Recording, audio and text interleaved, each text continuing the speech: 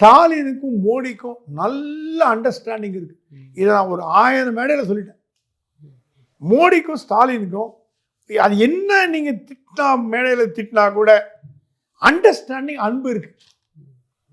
ஸ்டாலினை கண்டா மோடி ரொம்ப பிடிக்கும். அது என்ன காரணம்னு எனக்கு தெரியாது. ஆனால் ரொம்ப அன்பு வச்சிருக்காரு ஸ்டாலின் மேலே. அந்த ஈக்குவேஷன் நாளைக்கு உதவும்னு மோடி ஃபீல் பண்ணுறார். சந்திரபாபு நாயுடுவோ நிதிஷ்குமாரோ நம்ப முடியாது. டப்புன்னு காலவாடி போயிடுவாங்க. ஏடிஎம்கேக்கு எம்பி ஒன்றும் கிடையாது. இன்னும் 4 வருஷம் தேர்தல் இருக்குது. ராஜ்யசபாவில் 1, 2 உதிரி பட்டாசு மாதிரி 1, 2 வச்சு ஒன்றும் பண்ண முடியாது.